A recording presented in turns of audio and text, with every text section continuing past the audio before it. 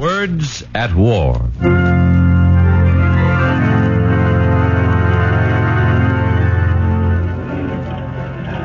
Oh, Sedgwick. Dave Sedgwick. Yes, boss. What have I done now? Step in my office. Right. Well, you've done nothing except... Well, congratulations on that Fanatelli killing story. It was good.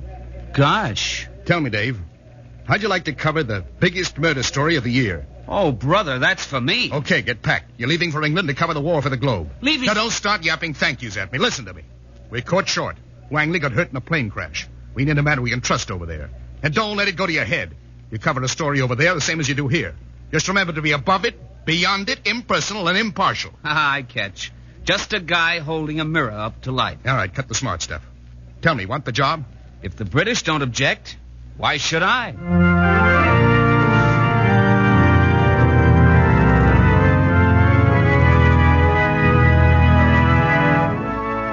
And that's the beginning of tonight's Words at War, as the National Broadcasting Company, in cooperation with the Council on Books in Wartime, presents an adaptation of Robert St. John's new novel, It's Always Tomorrow, a hard-hitting book about the men and women of bomb-battered England.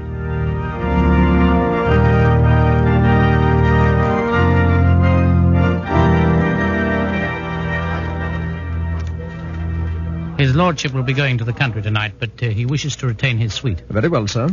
The name's Sedgwick, David Sedgwick. I've got a room reserved here. Sedgwick? Yes? David Sedgwick? Uh-huh. Oh, come along then. I have your keys, old boy. Well, who are you? Oh, Dick Matthews, old boy.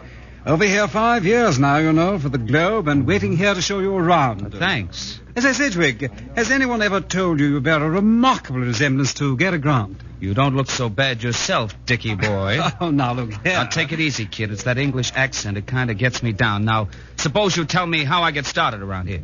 Well, first of all, you've got to get your ration books. Then you'll need passes to get you by the armed guards at the Ministry of Information. Uh-huh. The War Office in Whitehall, BBC, and other government offices. Then you'll have to register as an alien. As an alien? Why, yes, of course. You're an alien here, you know. Then I'll introduce you to my tobacconist and try to get him to put you on his list for cigarettes. Okay, that's fine. But when do I get down to business? When do I meet Churchill? Oh, you don't, old boy. But there's a cocktail party tomorrow at Claridge's, where you can meet some of the important people in the Foreign Office. Good contacts, you know. Good contacts. Okay, I'll be there.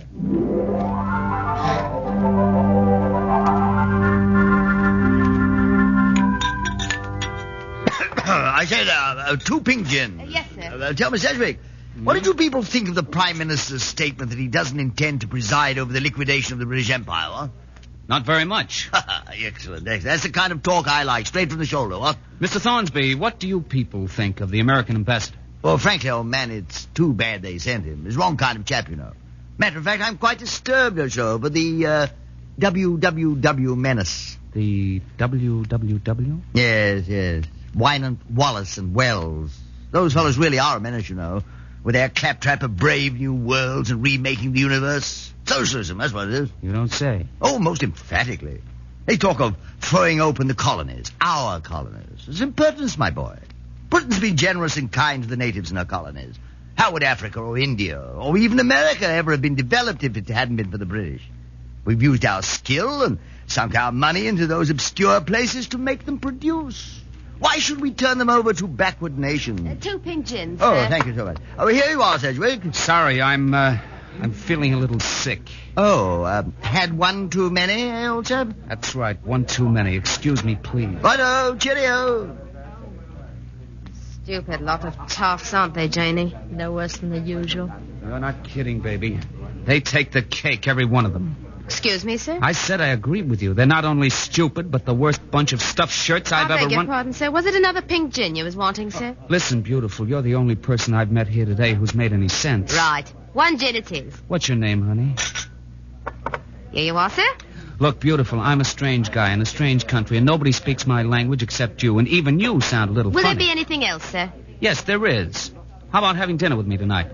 Sir? Swell, it's a date. I'll meet you in the Piccadilly lobby at 7. Okay, Yank.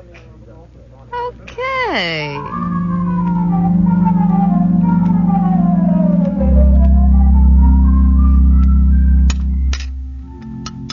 What's your name, honey? Polly. Polly what? Just Polly. What's yours? Dave Sedgwick. Dave to you. Have you ever been to Hollywood, Dave? Oh, no. I come from Chicago. Chicago? Mm-hmm. I never heard of it. Really, David, you know, you look just like someone I've seen in the flicks ever so many times. The flicks? Yeah, you know. Flicks. Cinema. The movies. Now, don't tell me it was Cary Grant. No, isn't he the stuck-up one, though? Polly, you're priceless. What you doing in England, David? I'm covering the war for a newspaper, and I think you people are terrific. I mean, the job you've been doing. Yes. And I think we've been taken in. You've been... What do you mean, Polly? I mean, I think we're a pack of fools for fighting the bloody war, that's what. I beg your pardon, sir. Would you and your friend mind moving to another table, sir? What's that, waiter? No need to ask him, David. Look around you. Can't you see that all the lords and their ladies have left the vicinity of our table? But why? Because they've spotted me for what I am. A waitress. They think I'm not good enough to be eating in the dining room with the Savoy along with the likes of them. Oh, you're kidding. Am I? Now do you understand why I don't care who wins the blooming blasted war?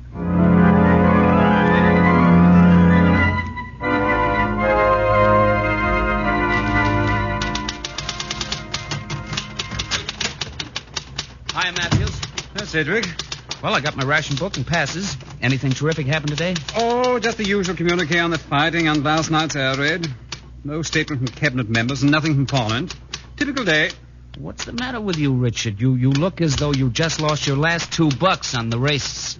David, I overheard some talk over at the Ministry of Information this morning. Oh, yeah? What about? You? Oh. Yes, they were talking about some girl you took to dinner at the Savoy last night. Said she was a waitress. What about it? Well, now, look here, old boy. I've been over here several years, and you can't fly in the face of convention like that, Or what? Well, you see, Sedgwick, England is a country with an upper and lower class. Nothing you can do will change it. Taking that poor girl to the Savoy was the same as if you had walked into the dining room of the Waldorf Astoria in New York, leading a horse. Whose side are you on, Matthews? Mine or theirs? The trouble with you is you've been here too long, traveling with a lot of stuffed shirts. Now, look here, old boy. No, look here, old boy. You tell your pals to stay away from the Dorchester tonight because Dave Sedgwick and his lower-class girlfriend are going to be there. And tell them I said if they don't like it, they can lump it.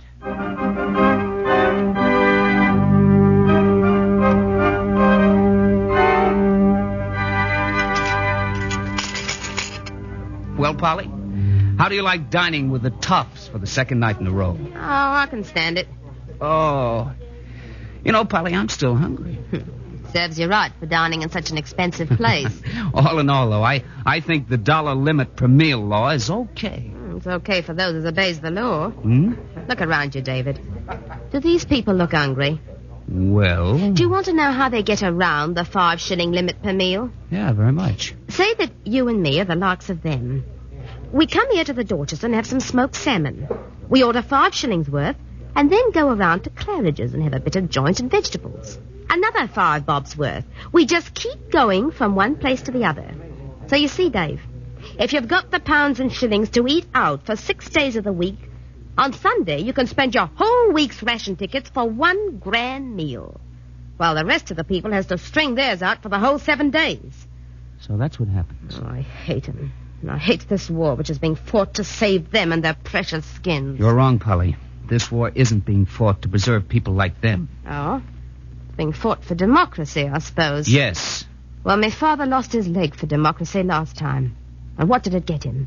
The privilege of stumping around on a wooden leg and selling violets to the rich. Polly, if you feel that way, why do you wait on those people at Claridge's? Because I don't want to get drafted into the Wrens or the ATS or a munitions factory.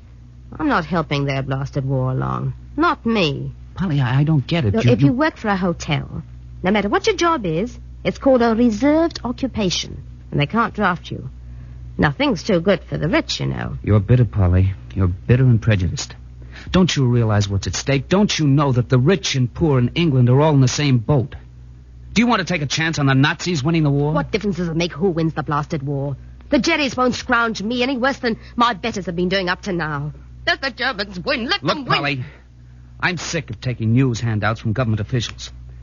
Let's go out and ask the people themselves how they feel about it. What do you say? Okay, David. Waiter, the check.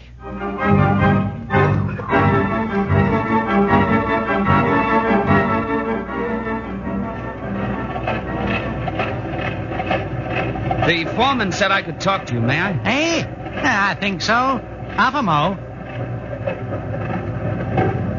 Now, How many hours a day do you work in this factory? 12, How many days a week? 7. But I hear we're going on 6 soon. Tell me, why are you willing to work so hard? Willing? Hey? What's that? Are you balmy, chum? I see. One more question. Don't you get awfully tired working 12 hours a day, 7 days a week? Oh, I don't mind that. But the thing that plays me out is the 4 hours of air raid warden duty each night. But after the war, I'll rest up. Have your head examined, you fool. You work, they play.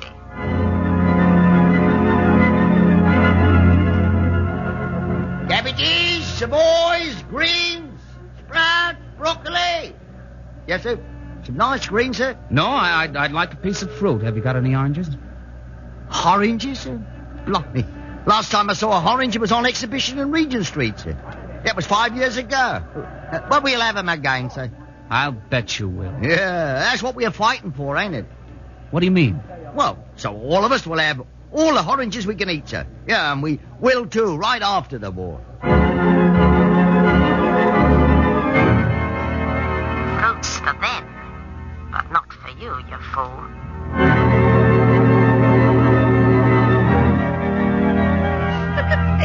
The occupation, sir. Housewife, you might say, sir. And how do you manage for food, Mrs. Thrumley? Well, sir, the rationing allows us each 1 shilling and 2pence worth of meat each week. About £1, bone included. Why, that's 24 cents worth of meat a week, American money. How about things like butter and eggs? 2 ounces of butter a week and 1 to 3 eggs a month, depending on the season, sir. We'll manage, sir, so long as we have to. Oh, there'll be tubs of butter and tons of eggs for all of us after the war, sir. After the war, was it, Mrs. Trumley? You'll be back on the dole after the war.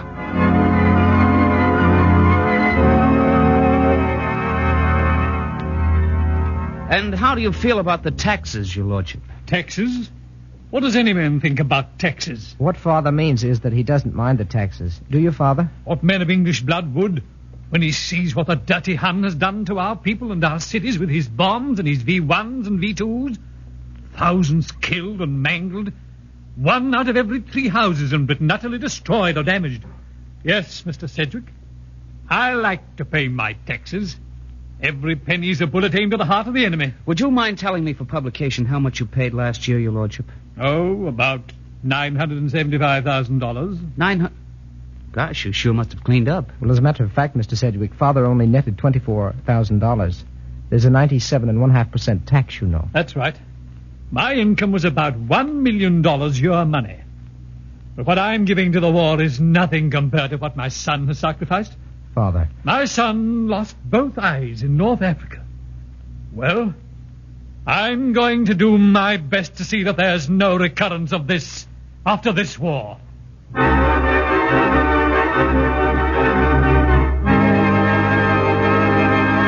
Stop it, David, stop it. Do you think I'll believe the likes of him either? Oh, I'm tired of all this, David. I'm tired of your arguments, tired of your flag waving. You're shouting at me, picking at me, arguing at me. Polly, I proved you're wrong. You're twisted in your thinking. If all the people I've interviewed felt like you, England would have thrown in the sponge long ago. Sure, there's injustices in England, in America, too. But do you honestly think you can wipe out those injustices if Hitler, Himmler, and that gang got the top hand? Do you? Polly, get into it and do your bit. Then afterwards, you will have the right, yes, the duty to see to it that the upper crust listens to you. Let them listen to me now. I say I don't want to live on hopes. I say let them eat the same as we eat. Make the same sacrifices we're making. Let them come out of the fancy restaurants and do their part. And then I'll march into the nearest war plant and get a job tomorrow. No, I'm tired. Come on, let's be off. Where to? The Savoy? Not in your life. There's something more me own style. The Elephant and Castle.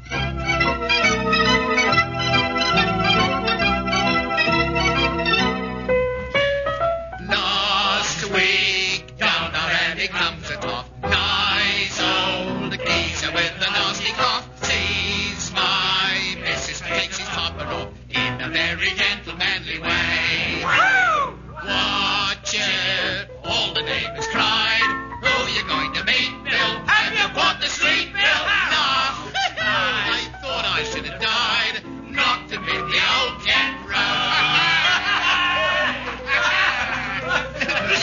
it a grand song, David? Oh, it's the best. Well, if it ain't my old pen pal Polly, how are you, lovey? Albert, as I live and breathe. Yeah. Well, Mind if I join you and your friend at your Cain and Abel? Well, sit right down, soldier. What'll you have? Gin and bitters, if it's all the same to you, sir. Gin and bitters, please, miss. yes, sir. David, I'd like you to meet an old friend of mine, Albert. Albert, this is David. Pleasure's all mine, sir. Hi, Albert. Say, what's this Cain and Abel business? Cain and Abel? Table. Oh, I get it. It's slang, David.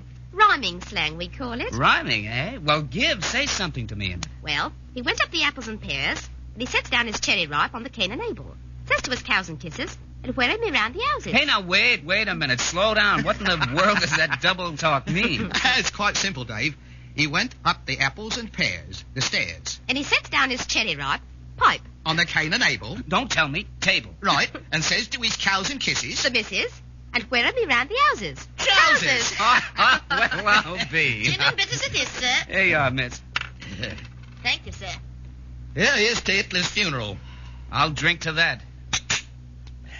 Where have you been, Albert? Why, I haven't seen you for almost. Close to 3 years now, Polly. Say, Albert, what do those ribbons on your uniform stand for? Oh, them. The girl gave them to me for good behaviour. No, now, come on, seriously. Well, I'd rather not say if it's all the same to Oh, you. come off it, Albert. Oh, well. That's Dunkirk, and this one's Greece and Crete, and this is North Africa. This is Italy. Now I suppose they'll be pinning one on me for coming home to England. Say, what's the medal for, Albert? That's for the pawn shop. After the war. Polly. Oh, that's okay, Dave. I used to think the same as Polly about those things. And what's changed your mind, pray tell? A handful of pretty coloured ribbons? Now you're willing to die for the Empire, eh, Albert? I'm not dying for no empire, Polly. What's the empire ever meant to me? I never got none of the benefits out of Africa or India or Egypt or Palestine or Malaya and Hong Kong or Singapore. We here in England pay as much for spices from India and rubber from Malaya as you do in America. Did you know that, Dave? No, I didn't, Albert. It's true. Of course it's true. All right, then. Who is it that benefits from the empire? I'll tell you. It's the blokes what own the shares in the companies what exploit places like India and South Africa. That's who. And a bloody small percentage of England they are, too. Right you are, Albert. Oh, and I thought you'd gone and changed on me, chum. I have, Polly, I have. How's that? Well, you just finished saying that... I wasn't doing any dying for the empire, and I'm not going to. What I'm risking my neck for is a better England after the war. A good job, short on hours and long on pay, decent living quarters, a liberal government, members of Parliament who represent blokes like me and not just the blokes who live in the West End. What's funny about that, Polly? What's funny? What guarantee have you got that you're going to get all of these things after the war? Where's your collateral? Who's co-signing this note for your future? The angel Gabriel? No. Churchill, Roosevelt, and Stalin's co-signed my note for me, Polly, that's who. And God blimey, they'd better keep their word or I'll make trouble.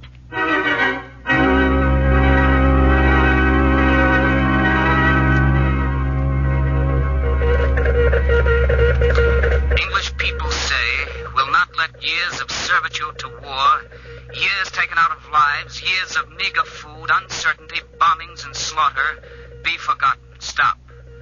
When rebuild England, intend to rebuild lives and security with it. Stop. Have not forgotten sacrifices and have no intention.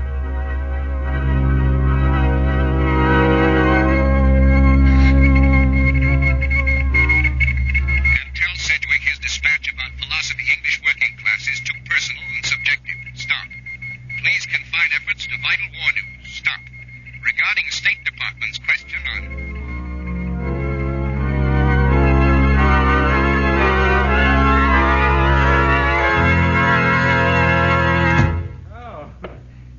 About that cable from the Globe, old fellow? Well, wouldn't you be? Well, if I were you, I'd stick to the Daily Communique. Find myself a sympathetic lady friend and have myself a good time while I was over here. That sounds as if you don't expect me to be here very much longer. Oh, there's no room in England for idealists. Look, Dickie boy, I'm no idealist. I'm a reporter. I sent the Globe a story telling them what I saw and heard, and then they... Oh, play it safe, old boy. Stick to the Daily Communique. Don't be naive. Don't you know the truth doesn't always look good in print? Wait a minute. Who says I have to print it? If I can't send the truth about the people, why not send the people themselves? Huh? Give it to me slowly. Sure, look, it's the little people of the world who have to fight the wars. But if the little people met and knew each other and realized that their common interests were tied up together, there'd never be another war, right? Right. Hold on a minute. Scatter a shipload of English workers through 100 American factories. Let them stay there for the duration. No speeches, no propaganda, no nothing. Just work. How long would it take for the Americans to find out that all Englishmen don't wear monocles and spats? Send some Detroit workers to England, and the English would soon discover that all Americans aren't gigolos. Where are those cable forms? Who are you sending a cable to, Sedgwick? The Globe. The biggest story of the day. What story? Via press wireless by Sedgwick. London planned to bring about closer understanding Little People Britain, their opposite numbers America. Today advanced in letter to British Minister Labour. Say, what's this? I just came from the ministry and they didn't say anything about this. He hasn't received the letter yet, stupid. I'm going to write it after I file this cable.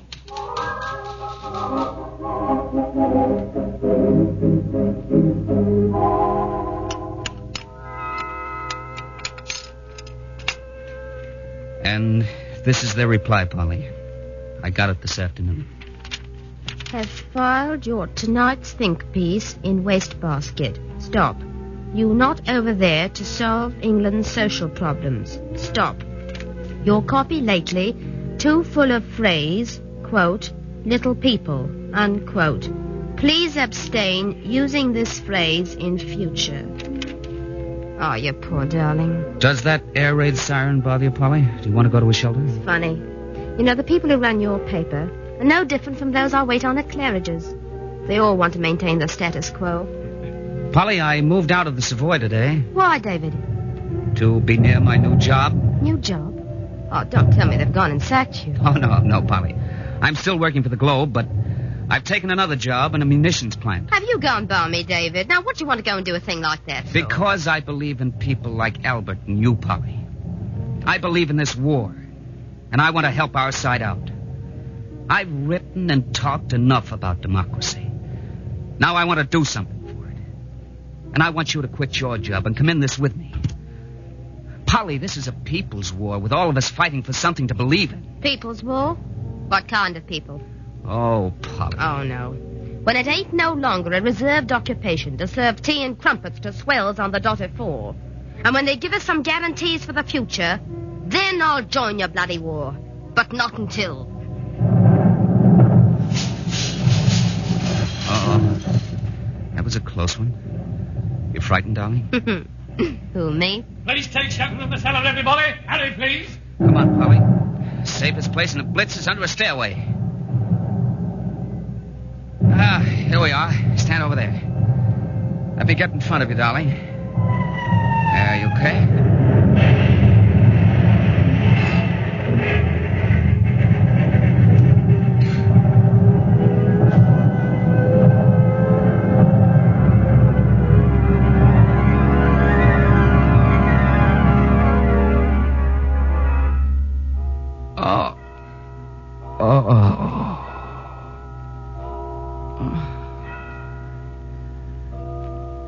Will somebody please turn off that anvil? Oh, you're breaking my head. He's awake. Support his head, nurse. Mr. Sedgwick, try to drink this, please. There we are. Feel better now? What happened to me? May I, Doctor? Yes, certainly. You were in a restaurant in Soho, Sedgwick. You received a direct hit in the raid 3 days ago. 3 days? Where's Polly? Polly? The girl I was with, where is she? What happened to her? Oh, her. She's okay. As a matter of fact, she's clamoring to get in here right now. Look here, old man. I want to get your story of the raid. What was it like? I've had a dozen cables from home. I want to see that girl. Hello, David. Polly. Oh, very well, Sedgwick. I'll come back later. You may have 5 minutes with him, miss, and then you'll have to go. Thank you, Doctor. Well? Oh, darling. No, But Polly. supposing something had happened? Funny. I had exactly the same thought about you. Ooh, me? Nonsense. It'll take more than a direct hit to put little Polly out of the war. Oh, now tell me, David, what's wrong with you?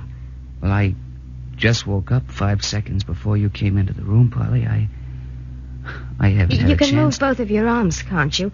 Even though they're bandaged up. Well, I think so. How about your legs? They both okay?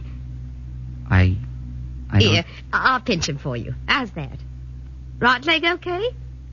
Yes? Left leg? Pinch harder, Polly. Always joking, ain't you? There. How's that? What's the matter, David? Polly, I didn't feel it. In that case, we'll remove all doubts from the gentleman's mind by drawing... Honey, don't cry. Who's crying anyway? Oh, David, I love you. I'd love you if you didn't have any legs, David. Thank you, darling, but... Now what's troubling you? Well, I don't know how I'm going to be able to stand at a machine in that factory 10 hours a day. Does it mean so much to you, David? Yes, Polly. It does. Then, all right, don't worry about it. I'll quit Claridge's, David. I'll take your job in the war plant. Polly. Oh, Polly, I'm proud of you. I knew you'd change your mind about the war. I knew it. I haven't changed my mind about the war. Look, David, let's be honest with each other. Life isn't no storybook. I'm going to help out with the thing you want done. But not for none of those high-blown reasons you're always talking about. I'm being honest, David. I ain't no patriot. But I am a woman. And, well, I'm in love with you. That's why I'm doing it. Okay, darling.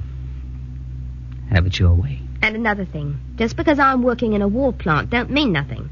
I'm going to keep an eye on certain people here in England just the same. And you'll help me, David. Yes, dear. I'll help you. And if they tries to cheat us out of anything we've won in this war, then we'll see if we can arrange another direct hit, especially for their benefit.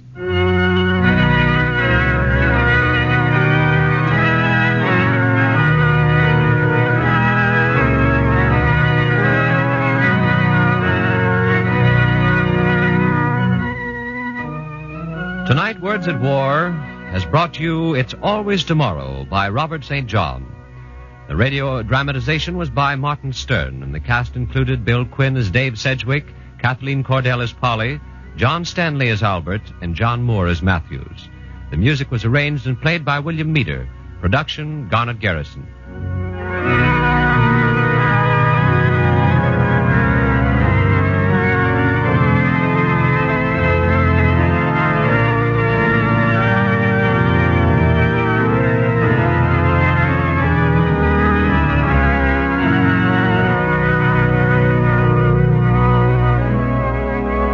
Next week, Words at War will present the radio dramatization of Borrowed Night by Oscar Ray.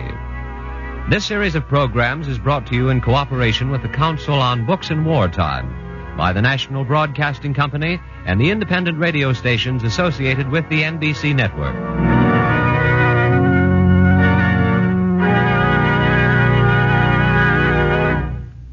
This is the National Broadcasting Company.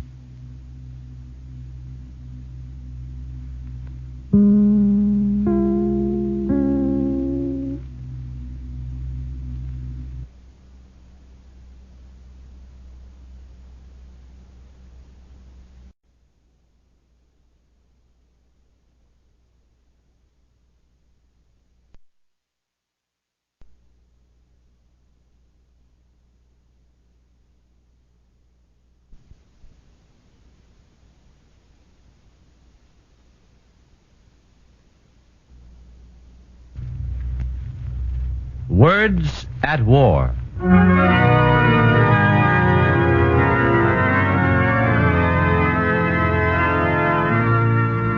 The National Broadcasting Company, in cooperation with the Council of Books in Wartime, presents another program in the widely discussed series Words at War, dramatizing the most representative books to come out of this great world conflict. Tonight's book was written by Oscar Ray, who tells the exciting story of an Alsatian soldier who escaped from the German army through the device of pretending to be sick. And then... But listen to the story. It's called Borrowed Night. Somewhere in Europe, a tired, weary-faced man writes a letter to a friend. My dear Flech, I don't know if you will ever get this letter, but because I promised to let you know how I made out if I possibly could, I must write it now. No one could have foreseen all that has happened to me. I would never have dreamed those German doctors could be so infernally clever. You remember when the Germans forced us Alsatians into their army, they considered us stupid. Stupid, eh? I'm not brilliant, but I was one Alsatian that wouldn't stay in their army. I'd get out. Some way I'd get out. I had to get out. And then I had it. There was a way. It was dangerous, but I would try it. Malingering. Yes, that was it. I would be a malingerer. It was my life, and I was going to pit it against the vaunted German medicos. It was safety in Strasbourg or death on the Russian front from a German firing squad. My disease, traumatic neurosis. I had but to learn by heart the symptoms. 1, excessive perspiration at night. 2, dizziness. 3, an incurable distortion of the truth. Insane lying. I had it all planned. Lack of food would induce dizziness. I wouldn't eat. I would dip my shirt in water and then put it on for the night perspiration. And the lying, I would remember to lie. Now I was ready. I just couldn't get caught. There was no halfway job about this business. If the doctors weren't convinced, I'd be branded as a malingerer. And that, my friend Flech, would mean death. I managed to get into the hospital. It was a horrible place. Cold and cheerless and smelling of iodoform. They put me in a small ward full of miserable-looking wretches. From every cot a pair of eyes stared at me accusingly. I stared back. A short, fat man sidled over to me. Psst, psst. Watch them. Watch them. Spies. Watch them. His name was Wagner. He acted peculiarly, but they all did. From their conversation, I gathered that everyone suspected everyone else of malingering. The occupant of the bed next to mine was named Bentz, a young fellow, a flyer. He got up and walked to the foot of my bed and examined the chart that hung there. My name is Benz. I see you got traumatic neurosis. We were discussing that disease only this morning. How did you get it? I'm not sure. I fell off a truck. Maybe that was it. Traumatic neurosis. He has traumatic neurosis. What's wrong with that? Oh, nothing. Von Moltke will soon find out whether he has or not. What are you in for, Bentz? Not much. An infection on my thigh. But it won't heal. I'm better off than the others. Take Wagner there. Which is he? The little fat one who whispered something to you. The one writing the letter. Wagner is the smartest one here. But when he has his attacks, he's as crazy as a bedbug. So, I'm crazy as a bedbug, huh? Oh, traumatic neurosis. King of all the diseases. You're safe. But if they find him Shut up, suspicious... you fool. I've got a nervous ailment, too, so I know something about them. He'll be sent home. I hope the doctors feel the same way. What are you telling the newcomer? That is Karl Mummel. He has the bed on the other side of mine. He thinks he has a bad heart. Hasn't he? Who knows? You new one. You have come to the hospital for treatment like the rest of us. They will try and determine whether your illness is genuine or provoked by external means. Get up. Yes, get up. I am only trying to set a newcomer straight. Take the case of Schmidt in the bed next to Wagner's. He has jaundice. There is no mystery about it. If a tricky fellow took something to provoke the abnormal functioning of the liver... Mummel, you come here. Oh, don't get excited, Schmidt. I didn't accuse you. I demand you examine the whites of my eyes. If you find they're not yellow, I will bite off my own head. My dear Schmidt, you may find that biting off one's head is the easiest way out. It was Dr. von Moltke, the head of the hospital. As he made his rounds, the patients watched him carefully, like birds watching a snake. Suddenly, he stopped in front of Benz's bed. Dr. Ross, why hasn't this man been operated on as I ordered? He refuses to allow an operation, Dr. von Moltke. He insists on going home to Berlin to have his family doctor do the operation. His father is high in the Foreign Office, sir. I don't care where his father is or what he is. Son is a coward. He's doing something to keep those sores from healing. I protest that, sir. And I will ask you to remember that I am a German airman. Quiet!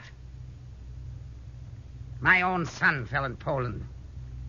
He, too, might have sought refuge in a hospital to escape the dangers of war, but he died. He gave his life. Get out of bed, Vince. I want it thoroughly searched. Nothing was found. The nervous tension was mounting. This doctor was no man's fool.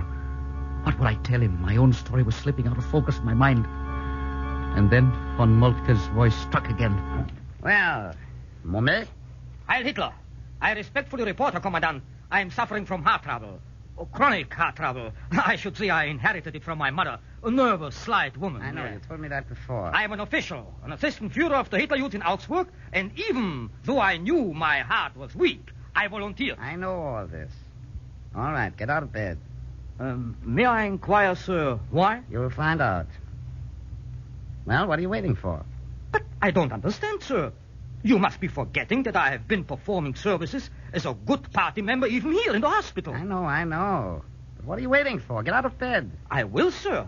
But with the greatest respect, it is necessary that I inform you that you have no right to suspect me, sir. Not as a party member, and certainly not as a trusted party official. But, my friend, I do not suspect you.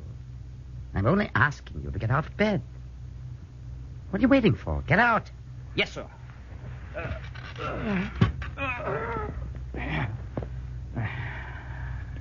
And now, Herr Youth Führer, you'll be kind enough to walk into the examination room.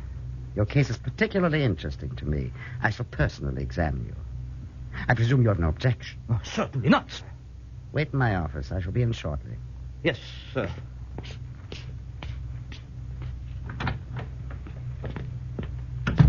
Take his bed apart and search it thoroughly for Horner. All right, Herr Doctor.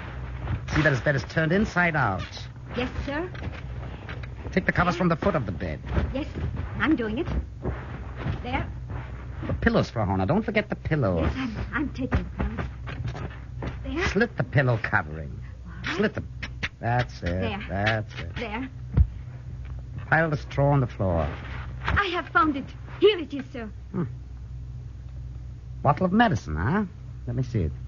Shall I take it to the lab, sir, and have it analyzed? It won't be necessary, Dr. Ross. A couple of drops on the back of my hand. Slight taste. Unmistakably caffeine. Here, Doctor, what is your opinion? Yes, sir. Caffeine. And possibly just a trace of benzoic acid. I shall question the man myself before we send him to the prosecutor's office. Caffeine extract. Just the thing to induce palpitation of the heart. Who's next? Next he turned toward me. The tone of his voice alone tore at my heart. I felt as if the walls were closing in on me. I couldn't fool this man. I couldn't. And then, reprieve. So, it's Wagner, a madman, huh? Sir, you have no right to question the sanity of a soldier of the German Reich. I'm as sane as you are. I shall personally write a letter to the Führer complaining of your treatment of his soldiers. Go to bed now, Wagner. Yes. Dr. von Moltke, I'm sorry if I have offended you, Doctor. That's quite all right, Wagner. But, Stop poisoning my food! You hear? Horner! Dr. Ross, get him to bed.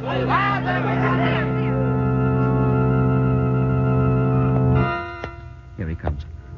Dizziness, perspiration, lying, lots of lying. Get it over with, von Moltke. Come on.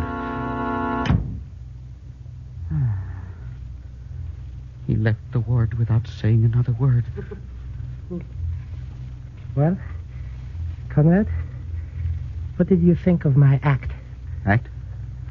You mean, Wagner, that was an act? What did you think of it?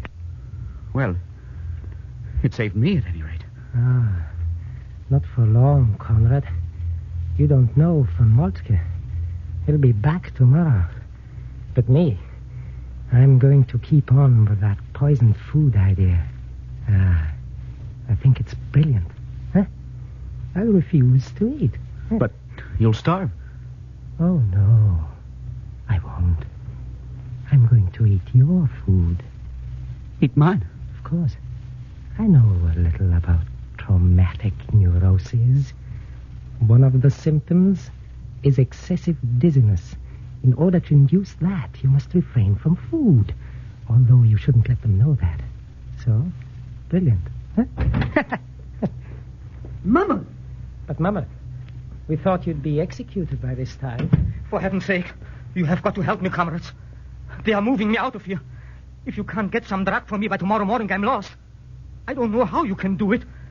But if you have even a spark of human sympathy in your hearts, you will get it. Where the devil do you think we can get caffeine for you? It's not caffeine I need. Caffeine was all right up to now. But now I've got to have digitalis. I've got 1,500 marks here in my wallet. No matter how much it costs me, use it. I can get more money, but I'll be quartered in the next building. In solitary. I'll be grateful. And I'm not asking you to risk anything I wouldn't do myself. Take it easy, Mama. Have you ever saved the life of a comrade? No? Well, maybe this is your chance. Mummel, you haven't got a chance. It is your life against ours. All right, Mummel. Are you ready? All ready. Well, auf Wiedersehen, Kinder. Willkommen, die Wolf. How can we get him the digitalis? Digitalis. Don't be silly, Conrad. Divide the money among us. We can use it much more intelligently than he can. You never can tell when it will help one of us out of a jam. That sounds pretty heartless, doesn't it? Did you expect differently from men who were living from one minute to the next by their wits? Mummel was just out of luck. And as Wagner said... It may be your turn next, Conrad. It was. Name? Anton Conrad. Traumatic neurosis. Yes, sir. Sounds like an Alsatian. I am an Alsatian. Well, listen, you stupid Ausländer. Don't think you can fool me with your talk of traumatic neurosis. Get this man out of here, Dr. Ross. Get him out and have it court-martialed. But, sir... Court-martialed. Shot. Next. I beg your pardon, sir. Well, what is it? I feel it my duty, sir, to give you a message. A rather painful duty. But I was there when your son was killed. My son? You saw my son? You talked with him? Yes, I saw him. I'm sure it's all there in the record in black and white. I had talked with him the same as we're talking now. He was shot in the lung. There was nothing to do, no chance of saving him. I eased him to the ground. I called for help. He behaved like a hero, sir. Where was this? Outside of Kiev, sir. This man is either mad or a scoundrel. Should be whipped, cut up in pieces. My son was a fighter pilot, shot down over Warsaw, behind the enemy lines. You dirty swine, to play such a rotten joke on a father. But don't worry. You'll pay for this. You'll pay. But, Doctor, lying like this is one manifestation of traumatic neurosis. I don't care, I tell you. I don't care. Conrad, you shall pay for this. But he was in no hurry to make me pay. While I waited my turn, he went on, relentlessly. Corporal Bentz, report to the operating room at once. Meyer, you're to be court-martialed. Lehman, we found the drug where you hid it. Report to my office. One after another, von Moltke trapped them, malingerers caught in their deceit. Poor Mummel, perfectly normal without his digitalis, was shot. Meyer was shot. Lehman was shot. Benz, whose sores would not heal, was put in a full-length plaster cast so that he could not move to irritate them. The sores healed in a short time, and they took Benz out and shot him. Finally, it was my turn. Bring it here, Frau Horner. Yes, sir, Doctor. Now, my friend Conrad, here's your supper. Eat it.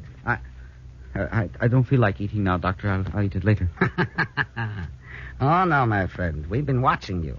That's what you've been saying all week. But you haven't been eating. That's why you're dizzy. Now you'll eat. Feed him. No. Yes, sir, Doctor. Feed him by force. All right. Grab him. Force that soup down. Now, come on. In with it. More. That's it. That's it. Down with it. There. So. Soup all down for Honor? Yes, sir, Doctor. Shall I feed him the rest? No, I don't think so. The soup is all I wanted him to eat. Soup is very nourishing. Very nourishing. Good night, friend Conrad. Good night.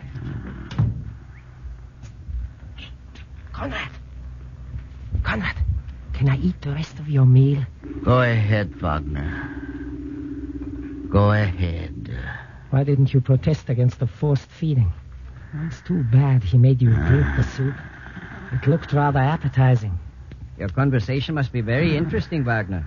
Conrad has just fallen off to sleep. Huh? Ah. Wake up, Conrad. You can sleep as long as you want tomorrow. Wake up. There's something wrong with him. He can't get up.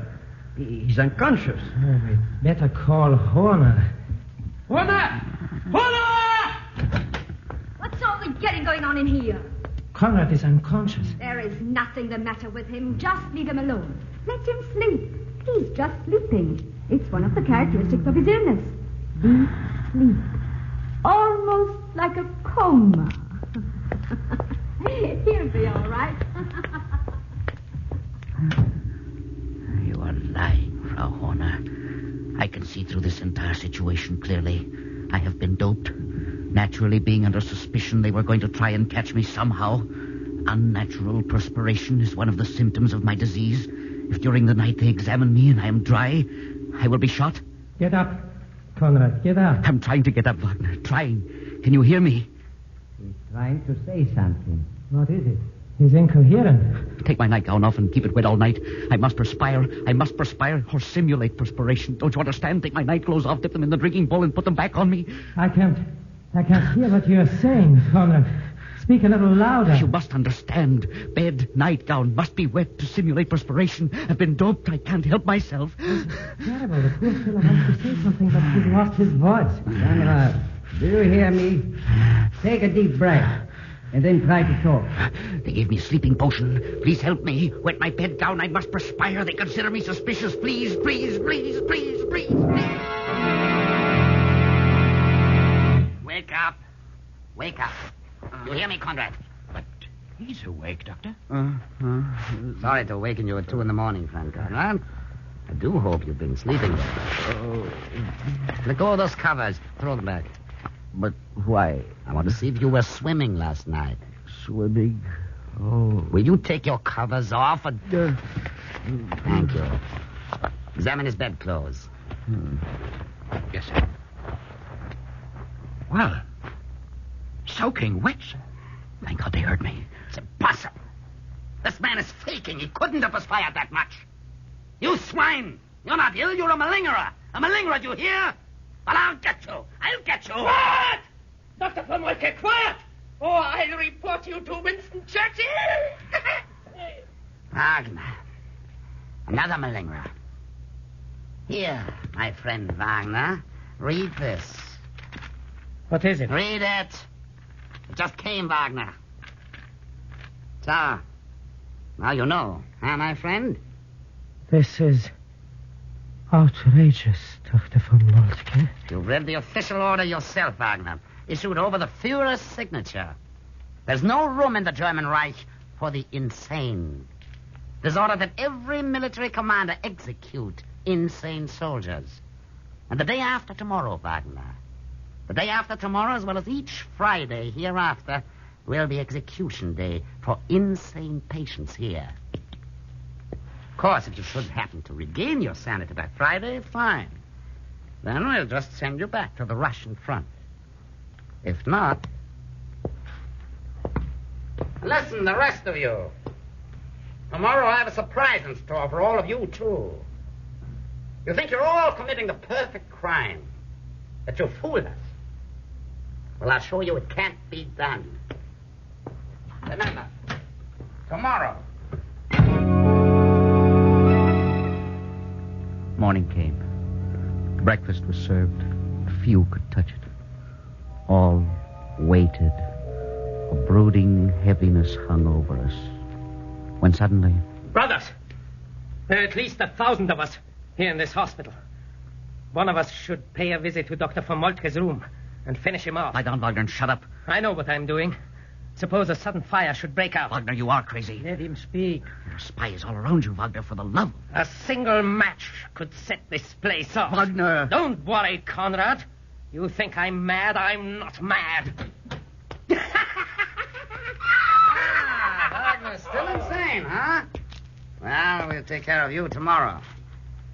And now, my dear patients, may I present Professor Brandes. He's a specialist in the therapeutic values of hypnotism. Thank you, Dr. von Moltke. I am here to help weed out the malingerers and expose the fakers. I never fail. You have 1 minute in which to confess. I will then proceed with my examinations. A hypnotist. He walked among us, and we watched him, our eyes intent as we waited our turn, not knowing what to expect. He stopped in front of a soldier with a bandage over his eyes. Time is up. This patient over here, with a bandage over his eyes, Dr. von Moltke. Supposedly trachoma. May I have these bandages removed? Of course. There. Just let the eyes continue to water, Dr. von Moltke. It will make no difference. No, there's nothing to fear, my boy. You are drowsy, tired. You need sleep. Your eyelids are getting heavy. So heavy you can keep your eyes open. That's right, my boy. They are closed now. Oh, so nice. So soothing, huh? Don't worry. Nothing will happen to you. Just sleep, my boy. Sleep, sleep. Now we are together. Friends, we are traveling on a train on the way to a hospital in Berlin. We have left the front, but I am worried. We have managed all right so far. No one suspects us. We have fooled them all. We will fool the doctors, too. But what if the inflammation should disappear? They will examine us in the hinterland, too. I haven't got a drop of the stuff left. How are you, Fix? Don't worry. Can you give me some? Don't worry. Oh, you must help me, my dear comrade. Where can I find this stuff? Anywhere. Anywhere? Even in the hospital where they undress you and search you thoroughly? Oh, tell me. Yes. No one is listening. I give you my word of honor. I won't mention it to anyone. Oh, please, help me. Tell me. In the potato soup. In the sauerkraut. Potato soup, sauerkraut. They make sore eyes. Should I rub soup in my eye? No. The caraway seeds in the soup or the sauerkraut. Oh, should I rub caraway seeds in my eyes? Yes, and leave them in all night. So, that's it. Awaken them. You have just confessed that you're a malingerer, my boy. That means you will be shot in the morning.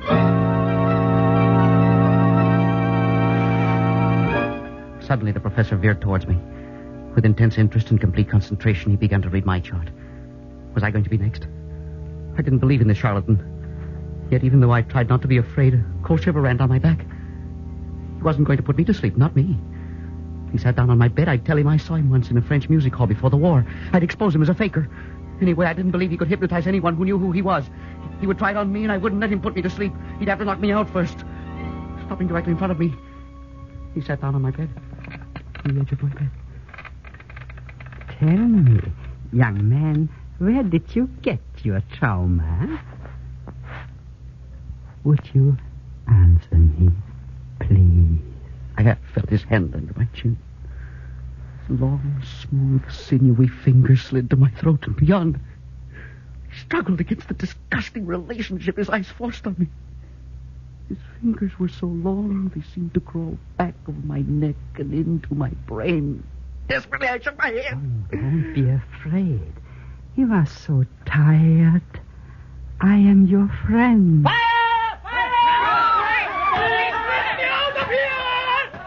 It all happened so suddenly I didn't have time to think. I seemed to be in another world. I came back to earth sharply with the sound of a gunshot. The body of von Moltke grotesquely sprawled on the floor of the ward.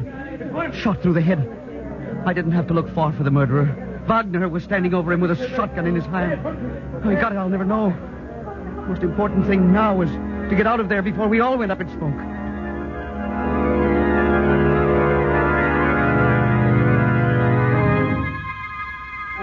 Several hundred of us escaped from the hospital that night. And I don't know how many have been recaptured. They didn't get me. I was determined they would never get me again. I got across Germany and into France. And soon, when I have regained my strength, I shall enlist in the army of France. And then I shall return to Germany to seek out more of the von Moltkes, to seek out all those whose philosophy of life desecrates everything humanity stands for. They shall not escape us.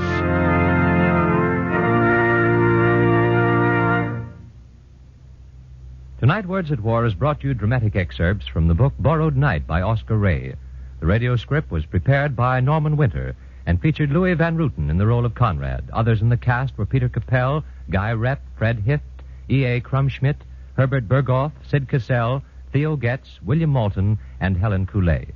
The music was by William Meader, and the entire production was under the direction of Anton M. Leader. Next week, we'll present Verdict on India by Beverly Nichols. Words at War is brought to you in cooperation with the Council on Books in Wartime by the National Broadcasting Company and the independent stations affiliated with the NBC network. This is the National Broadcasting Company.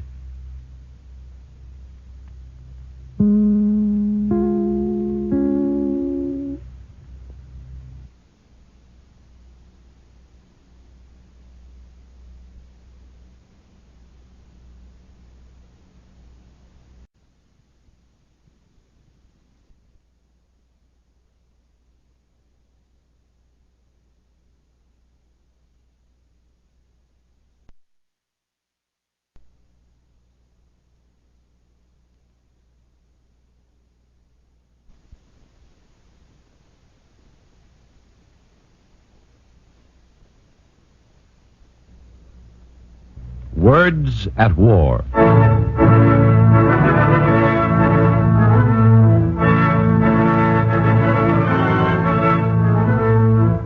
The National Broadcasting Company, in cooperation with the Council on Books in Wartime, presents another of the most significant programs on the air today, Words at War, dramatizing the most representative books to come out of this great world conflict. Tonight, an eyewitness account of the Polish underground, Jan Karski's Story of a Secret State.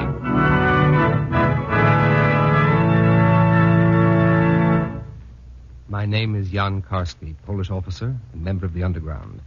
Before the war, I was interested in demography, the science and statistics of populations, and was completing my doctor's thesis in that subject. I lived with my brothers and sister in Warsaw, and like many others in Poland at that time, I was blithely unaware of what the future had in store for us as a nation and as a people. I remember particularly the night of August 31st, 1939. This is a delightful party, Mr. de Mendes. Simply delightful. Thank you. Come, Mr. Karski, you must tell me more of the beauties of Warsaw. You were describing the botanical gardens, weren't you? The best in Europe. I will take you there tomorrow, mademoiselle. Oh, I wouldn't miss them for anything in the world. I just love your city. It's perfectly charming, and I hope to see... It was a gay party. We drank wine and danced interminably. During the course of the evening, I made a number of appointments for the following week. The affair ended late. I came home tired and full of intoxicating plans for the future. And then the next morning, the news no one expected came. Poland invaded by German army. Warsaw bomb will about it. I joined my regiment. We were shipped to the front. We made hasty, haphazard preparations to check the German blitzkrieg. And we talked big. We'll smash the enemy before he gains another inch of Polish ground. That's right. We won't compromise like other nations. We'll fight. Germany is weak and Hitler is bluffing. Forward to victory!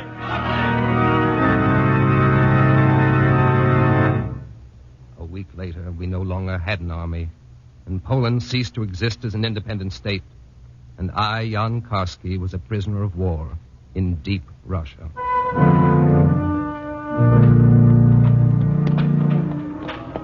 In November 1939, I was making my way to Warsaw through streets and highways clogged with refugees. I'd been exchanged by the Russian authorities to the Germans as a war prisoner. Later, I escaped from a Nazi internment camp at Radom, hoping to find some resistance alive. Warsaw was a shocking ruin of its former self. I passed through street after street, heaped with rubble and debris. I was hungry, exhausted, without funds, not sure whether my family or friends were still alive. The Nazi soldiers and elite guard were everywhere, parading up and down the streets. Nazi guards and Gestapo men were posted on every corner, scrutinizing everyone who passed Keep by. moving, you Polish swine! Don't congregate! Finally, I came to the house of my friend Paul. I made sure no one was following me and knocked on the door.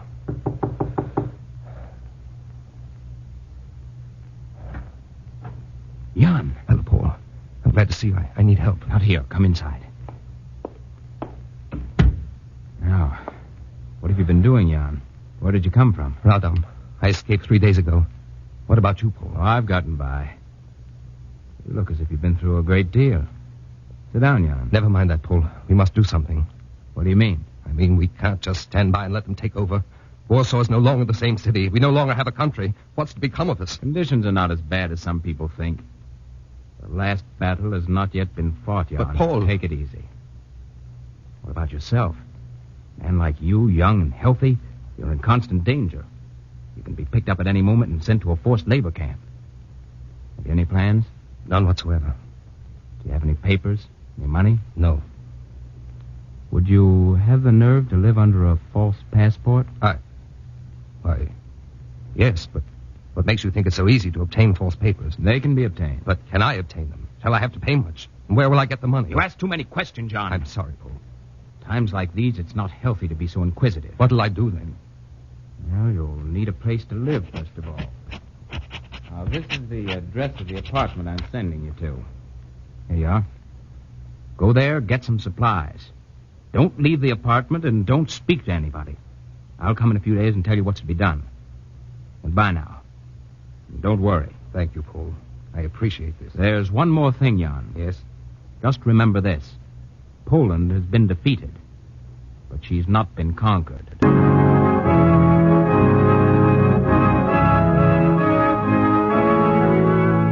This was my initiation into the Polish underground. 2 days later, Paul came with my forged papers, and I became a member of a strange new world in which I was destined to live during the following years.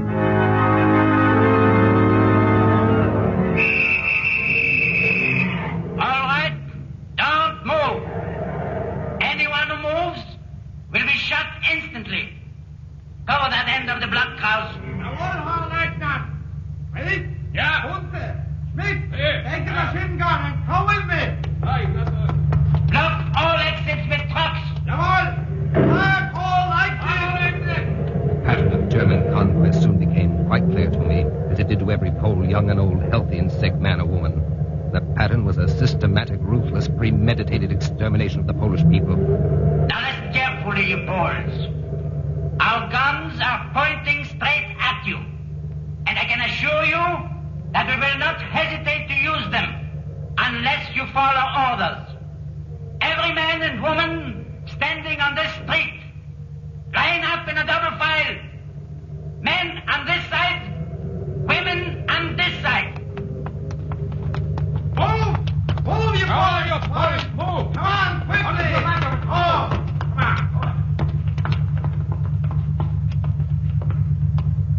Now, when I give the order, you will march to these trucks.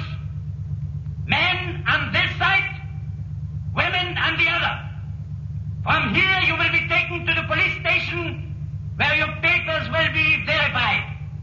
All those whose documents are in perfect order who can give a satisfactory account of their ancestry, employment, political sympathies, movements, etc., and can clear themselves of the charges made against them, will be released. The others will be sent to work in Germany. This method was known as the manhunt, staged daily on the streets of Warsaw to recruit slave labor for Germany's industrial machine. There are also other types of manhunts carried out just as systematically, but for different purposes.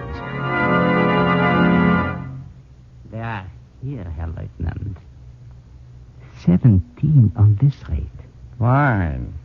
Let's take a look at them. All right, girls. Line up. Line up. Single file. Face front. You notice, they are all blonde, Herr Lieutenant. Ages 16 to 20. And healthy, as you instructed. Yes. A very nice catch this time, Kunze. They'll do very nicely. This one, the pretty one on the left. Bring her to me later. Yes. Yes, Herr Lieutenant, of course. All right, girls. I think you know what's expected of you. You shall now get a bath, manicure, hairset, and all other trimmings. Then you will be assigned to the officers' quarters. You should consider yourself fortunate. From now on, you'll get plenty of food and your life will be easy.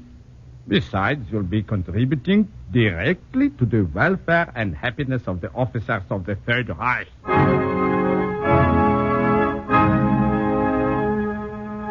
To the manhunt were soon added other methods of depopulation and rule by terror.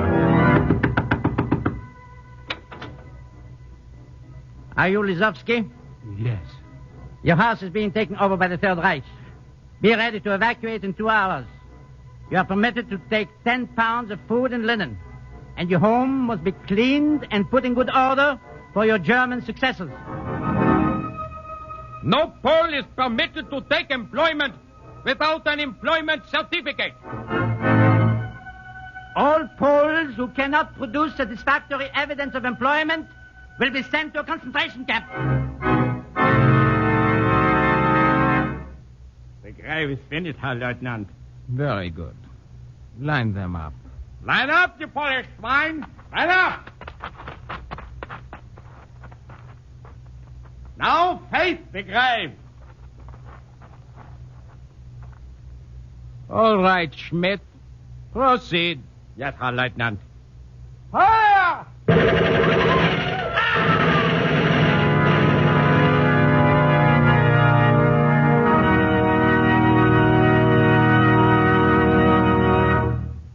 To counter these measures, the Polish underground prepared to take actions of reprisals. And after I had familiarized myself with the underground methods, routine, and discipline, I received the order for my first mission. Skarsky, tomorrow morning you will go to Lvov. The mission will be to establish a union between the organization of that city and Warsaw. In the center of the city you will find a clothing store called Vitex. Contact the proprietor. 2 days later, I arrived in Lvov and went directly to the designated clothing store in the center of the business district. Good evening. Good evening. What can I do for you? Are you Mr. Vitek? Yes? Greetings from Antoine. I have a personal message for you. Come into the back room.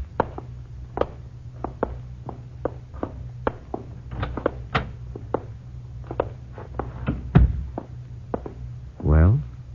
I am from Warsaw, Mr. Vitek. I have information to give you from Mr. Boretsky. I never heard of him. I don't know anybody in Warsaw except 1 or 2 relatives. Look, my name is Karski. I'm sent here as a courier to improve the relations between the Lvov and Warsaw underground organizations and to inform you of the new plans. I never heard of you, and I have no connection with anybody in Warsaw. Is there anything else I can do for you? But I came from Warsaw to deliver a message. You've got to listen. Mr. Karski, or whatever your name is, if you don't leave my store at once, I shall be forced to call the occupation authority. Very well. I'm sorry to have troubled you, Mr. Vitek. I must have made a mistake. I mean, there was obviously some error. Goodbye, Mr. Vitek. I left the store hurriedly and walked toward the park. I knew I was being followed, but I didn't dare leave town. I had to find some method of contacting the underground and the vault. I sat on the park bench trying to figure out my next move when... Good evening, Mr. Karski. Vitek. I'm sorry for what happened in my store, but I had to make sure you were the right person. We must be careful. There are spies all over. Now, your message for Mr. Boretsky. I outlined the plan to him, and he listened attentively, nodding his head and interrupting to ask questions. Then he said, I would like you to inform Mr. Boretsky and the others in Warsaw that I am in complete accord with their principles. I will do my utmost to help carry out their plan. My mission accomplished, I returned to Warsaw. Then there followed other trips. Karski, we want you to go to Poznan and Lublin to contact the underground, and then to Paris to report to the Polish government in exile. When I returned to Warsaw from Paris, the consolidation of the underground was proceeding rapidly, and the network of conspiracy reached every corner of the city and suburbs. This is station WRUL, Boston. For the next 15 minutes, we will bring you the news of the world. London. Today, the British Foreign Office One of the divisions of the underground was the secret press, risking their lives constantly, young and old, men and women, listened to foreign broadcasts in soundproof cellars, in small huts set up in forests, in attics with fake double roofs. All right, Miss Young, take this story to the city desk and watch out for the Gestapo. The city desk was usually located in a basement or hut in the woods. Is the story all set up, Blizlovsky? Ready to run it now. Here's the proof.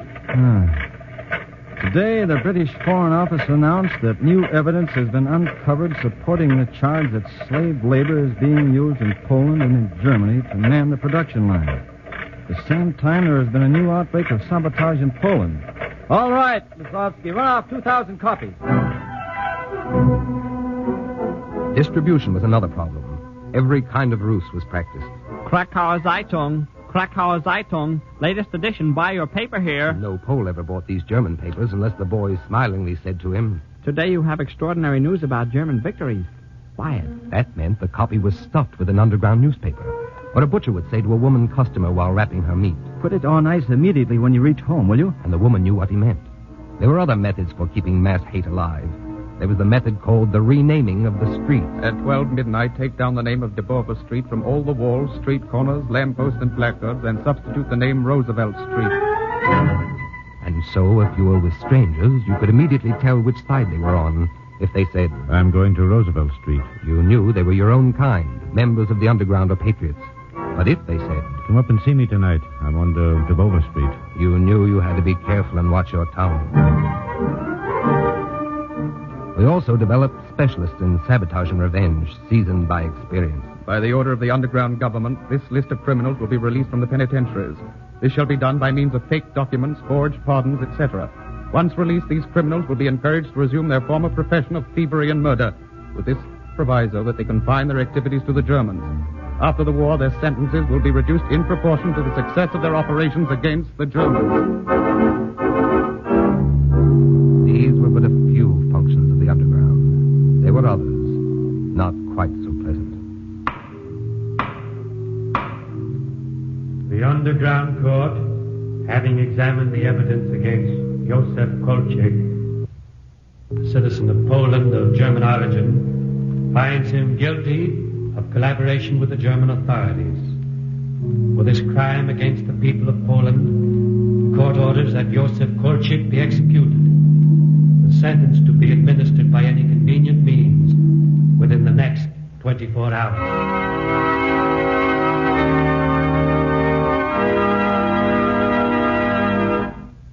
To carry out the work of the underground, it was, of course, necessary to have money. But even that problem was solved in time by the blackmail system. This is how the system worked. We will have to have some newsprint again. Well, how about contacting Herr Gerhardt? He's a high Nazi official, and there's nothing he won't do for a price. Fine. Go see him as soon as possible. Well, what's the maximum price you want me to pay? On this first transaction, pay him any price he asks. Because the transaction was highly illegal, and because the Nazis tried to make as much money out of Poland as they could. The price was usually outrageous. You know, I take great chances in selling this newsprint to you. It's really a crime against the Vaterland. So, naturally, I shall expect something extra for my services. The price shall be 100,000 marks. Oh, that's all right, Herr Gerhardt. That's a fair price. We'll arrange to have the money delivered to you by morning. Then the next time we needed newsprint, or anything else for that matter, this took place. Here's a list of items we should like to buy, Herr Gerhardt. 100 rifles, 20 pistols, and 20 bales of newsprint. And we shall expect them at half their former price. Half price? Are you out of your mind? Listen, you Polish swine, I have a good mind to turn you over to the Gestapo? I don't think so, Herr Gerhardt. You see, we have proof of all our former transactions, photographed and documented. We shall be only too glad to let the Gestapo look into it. I see. Dirty Polish swine. Very well. I shall see that you get delivery by morning. At half price? Yes, at half price.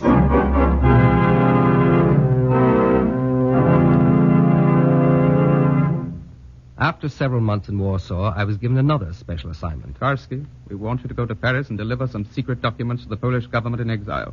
They're all here on microfilm. If anything happens to you, destroy them at any cost. 2 days later, I started on the trip. But this time, as I crossed the Slovakian border... Gestapo! There he is! Get him! So, we've caught up with you at last, Herr Karski. All right, you're under arrest. Fortunately, there was a barrel of water nearby. I flung the microfilm into it. 1 hour later, I was being questioned by the Gestapo. Sit down, you dirty Polish swine. Are these your papers, Karski? You don't like talking to us. We aren't good enough for you. Answer the inspector, you swine. Yes, they are my papers. Thank you. So good of you to acknowledge my question. As long as you are in that frame of mind, my friend, you won't mind telling me the entire truth about your connection with the underground? I have no connection with the underground. You can see by my papers I am the son of a Lvov teacher. And for how long have you been the son of a Lvov teacher? 2 months? 3 months? No, sir. All my life. I am a student. I wanted to go to Switzerland to study. And not by any chance did you want to go to France to join the Polish army? No, sir. Nice. Very nice. Won't you excuse me if I don't listen to any more? What was on the film you threw in the water? They were films of the ruins of Warsaw. Why did you throw them in the water? Answer me. I don't know. You're lying, you Polish spy. You have to work on him and leave just enough of him to be questioned. The next day I was questioned again, beaten again. There was another session the third day. I knew that I had arrived at the end, that I should never survive another beating. I had a razor blade that I had hidden in my mattress. I took it out and cut into my wrists. The blood began to spurt out, and then I lost consciousness. Where am I? Don't be frightened. You're in a Slovakian hospital. We're going to make you well. In a moment, you'll receive a blood transfusion. I remember praying that I would not come back to life. A sharp instrument jabbed into my leg. I tried to pull away. This will do you good. I tried to stop them, tear away from their hands. Then blackness.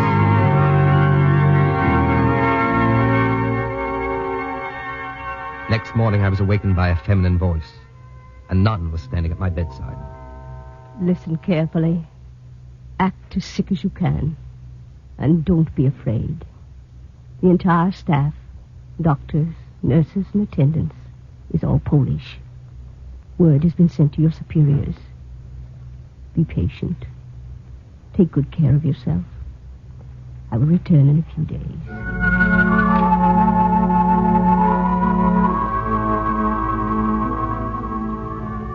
2 days later, she came back. You are going to be set free tonight. I have just put cyanide under your pillow. It kills quickly.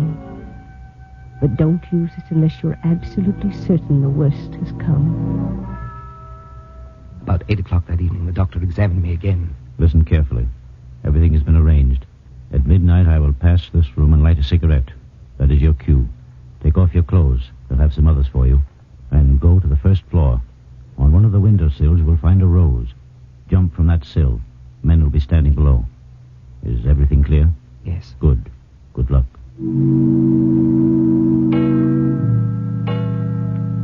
It was exactly 12 midnight when the doctor appeared in the doorway. He drew a cigarette from his pocket, lit it, and moved on. I slid out of bed, took off my hospital pajamas, and stuffed them under the cover. Completely naked, I padded down to the first floor. There in front of me was the open window. The rose had been blown from the sill to the floor. Was it an omen? It didn't matter. I had to take a chance. I stared for a moment at the blackness below and jumped. All right, Karski, put this coat on over you. Everything's been arranged to keep you out of sight until the chase cools off. Welcome back to the underground, friend.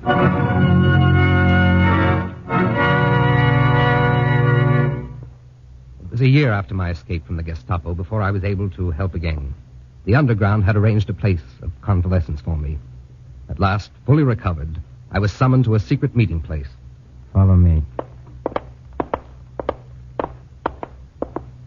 This way, to your right. In here. As I entered, I saw grouped around the table the men who controlled the destiny of Poland, the leaders of the major political parties, the chief delegate of the Polish government in London, the commander-in-chief of the underground army. The leader of the Socialist Party stood up. Mr. Karski, we're happy to see you so well recovered. Thank you, gentlemen. The purpose of this meeting is to provide you with material which you will take to London to our government in exile. Before leaving Poland, however, you are to contact the leaders of the Jewish underground and make a tour of the Warsaw Ghetto so that you'll be able to make a first-hand account of conditions there. I made the trip the following day, and I shall never forget it. The entire population of the ghetto seemed to be living in the street. There was hardly a square yard of empty space. Everywhere there was hunger, misery, the atrocious stench of decomposing bodies, the moans of dying children, the desperate cries and gasps of a people struggling for life against impossible odds. Frequently we passed by corpses lying naked in the streets. My guide explained, when a Jew dies, his family removes his clothing and throws his body into the street. If not, they have to pay the Germans to have the body buried. They have instituted a burial tax which no one here can afford. Besides, this saves clothing. And here every rag counts. But I don't see many old people. Do they stay inside all day? No. Don't you understand the German system yet? Those whose muscles are still capable of any effort are used for forced labor. The others are murdered by quota. First come the sick and aged, then the unemployed. Finally, those who work on roads and trains and factories. Wait. What's the matter, Karski? You must see this. This is something for you to tell the world about. What? Where? Inside the building. Quick, please, hurry. Finally, my guide seemed beside himself, and my curiosity drove me on, too. At last, we reached the top floor. My guide knocked on the door. What do you want? Do your windows face the street? No, the courtyard. What do you want? Never mind. Follow me, Karski. Quick. Across the hall. Quickly. There. Come to the window. There. Look through the slit on the side. Now you'll see something. You would never believe it if you didn't see it for yourself. I looked through the opening. In the middle of the street, 2 young Nazi soldiers were approaching the building. Suddenly, one of them pulled a gun out of his hip pocket. Now watch him. Watch him closely. He's looking for a target. He raised his arm and took careful aim. The boy who fired the shot shouted with joy. Then they linked arms and walked off. That is what is known as the hunt. It happens every day. Keeps them in practice and provides convenient targets. I stood there, afraid to change the position of my body. I was seized with such a feeling of nausea that I could not make the effort of will to take a single step. Well, have you seen enough? Take me out of here. Take me out of here. I clattered down the stairs. In the street, I broke into a run. I had to get out of there. I had to get a breath of fresh air, a drink of clean water. Everything here was polluted with death, filth, and decay. I kept running until we reached the street door that led to the outside world.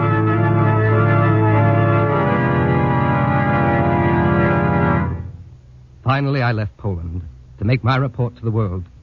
At last, I was free to fight in the open, free to recite to all men the Lord's Prayer of the Polish underground. Give us this day our daily bread. Our daily bread is a toil beyond any endurance. And forgive us our trespasses. Forgive us, O Lord, should we be too weak to crush the beast. And lead us not into temptation. Lead us not into temptation, but let the traitors and spies among us perish. But deliver us from evil. Deliver us from the evil one, from the foe of our Polish land. Amen. Let us again be the hosts of our own soil. Amen. Give us freedom, O Lord. Amen.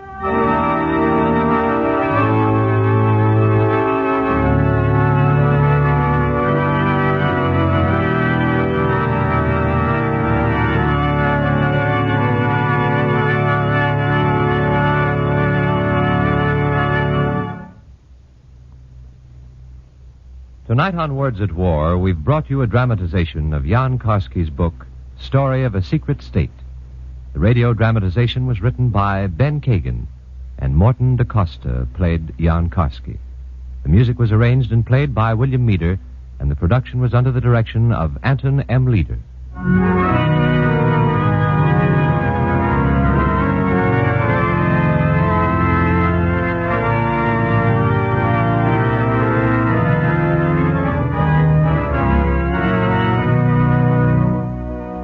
Because of a special broadcast, Words at War will not be heard next week. However, 2 weeks from tonight, at our usual time, we'll bring you the latest published book on the fighting in the Pacific, entitled Battle Report. Words at War is brought to you in cooperation with the Council on Books in Wartime by the National Broadcasting Company and the independent radio stations associated with the NBC network.